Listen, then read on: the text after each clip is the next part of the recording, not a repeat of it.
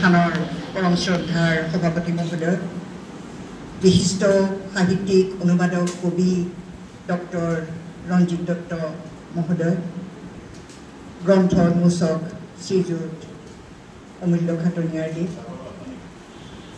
লেখিকা ৰুণী ৱাহে, শ্ৰীযুতা বিমলা বৰুৱা আৰু মনোজ দত্ত আৰু মোৰ সন্মুখত উপস্থিত শ্ৰদ্ধাৰ সুধীবৃন্দ। আচলতে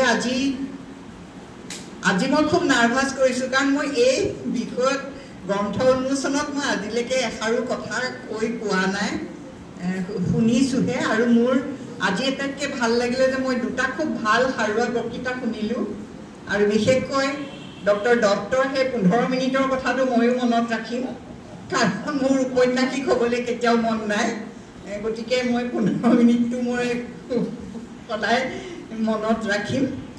আৰু এখেতৰ শ্ৰীযুত খাটনিয়াৰৰ লক্ষী সৰস্বতীৰ কাজিয়াখনো মনত ৰাখিম। অৱশ্যে এইটো কথা ঠিক, মোৰ ঘৰত কিন্তু লক্ষীতকৈ মোৰ সৰস্বতী মোৰ লগত সদায় সৰস্বতীৰে হেৰিটো হয়। তেওঁ এতিয়াও মোৰ পৰা গন্ধপুষ্প সঁচাই পায়, গতিকে সৰস্বতীকে সদায় কওঁ, মানে এনেই সৰস্বতী মোৰ লগত থাকে আৰু পূজা কৰোঁ। আৰু দুটা মোৰ এটা ভাল কথাও কৈছোঁ আজি গ্ৰন্থ উন্মোচনীৰ ক্ষেত্ৰত, যে মই আন কি কৰিব পাৰিলোঁ নোৱাৰিলোঁ জীৱনত নাজানো, কিন্তু মই সৰুৰে পৰা কিতাপ পঢ়িছোঁ, মোৰ ল'ৰা ছোৱালীয়েও কিতাপ পঢ়ে, আৰু মোৰ কণমানি দুটা নাতি নাতিনীয়েও এতিয়াৰ পৰা কিতাপ পঢ়িবলৈ শিকিছে। মই ইহঁতলৈ যেতিয়াই যাওঁ সৰু সৰু কিতাপ লৈ যাওঁ, আৰু মোৰ মানে মই আজি গৌৰৱেৰে কৈছোঁ, মোৰ নাতিনীজনী বা নাতিটো যদি ইয়ালৈ আহিছে, ভাষা বেলেগ হ'ব পাৰে সিহঁতৰ, কিন্তু এখন কিতাপ সিহঁতৰ বুকুত সদায় থাকে, এইটো মই কৈছোঁ। বুকুতে বান্ধি কিতাপ এখন লৈ ফুৰে, কি পঢ়ে মই সেইটো নাজানো, এনিট ব্লাইটন পঢ়িছেনে কি পঢ়িছে মই নাই চোৱা বা গুৰুত্ব নিদিওঁ, কিন্তু এই যে কিতাপ পঢ়াৰ অভ্যাসটো গঢ় লৈছে, সেইকাৰণে মই প্ৰত্যেকজন মাতৃ পিতৃকে কওঁ যে কিবা এটা কিতাপখন তাহাঁতক দি দিব, মোবাইলটো দিয়াৰ আগতে কিতাপ দিয়কচোন। আনকি মই এইটোও কওঁ যে কিছুমানে কয় এতিয়া কিতাপ নিদিওঁ, কিতাপখন সিহঁতি ফালি পেলাব, লৈ পেলাই। সৰু পুৰণা আপুনি আলোচনীখন দিয়কচোন, সিহঁতি ফালক।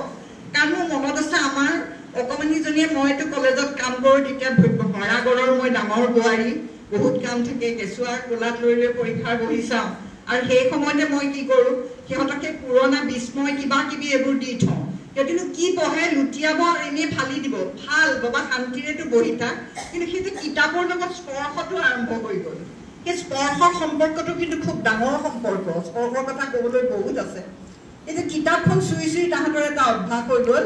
কিন্তু মই আজি মানে মোৰ ভাল লাগে যে সিহঁতেও কেঁচুৱা ডাঙৰ কৰিছে, এহাতে হয়তো কেঁচুৱাক লালন পালন কৰি আন এখন হাতত কিন্তু কিতাপ লৈ লৈ তাহাঁতেও চকুকেইটা বেয়া কৰিছে বাৰু, কিন্তু কিতাপ পঢ়ে। আৰু মোৰ সেই নাতি নাতিনীকেইটাই কিন্তু কিতাপ পঢ়িবলৈ শিকিছে। গতিকে মোৰ ঘৰত কিন্তু কিতাপ অপচয় নহয়, মই পুৰণা কিতাপ পালেও উলিয়াই যদি আলমাৰীটো ঠিক কৰোঁতে দেখোঁ এতিয়াও মই কিতাপ পঢ়োঁ।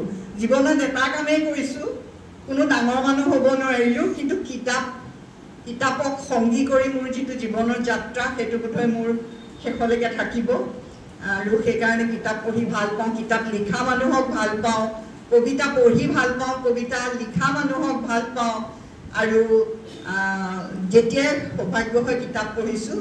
আৰু আজি মোৰ ভাল লাগিছে, মই কিতাপখন কিন্তু অকণো মেলি চোৱা নাই, আজি ৰুণীৰ কিতাপখন এইকাৰণেই মেলি চোৱা নাই। মোৰ পৰম আগ্ৰহ যে এতিয়া সোনকালে মই যাম, গধূলি চাহ একাপ লওঁ, মই এই মিঠাই পেকেটটোও নাই লোৱা, মই ঘৰত বহিম আৰামছে, পঢ়ি লৈ মই আজি টিভি নাচাওঁ, যুদ্ধৰ খবৰ আৰু শুনিবলৈ নাই, মই এই কিতাপখন পঢ়িম, আৰু গোটেই নিশা মই এই কিতাপখন পঢ়ি পেলাই মই আজি শেষ কৰি দিম।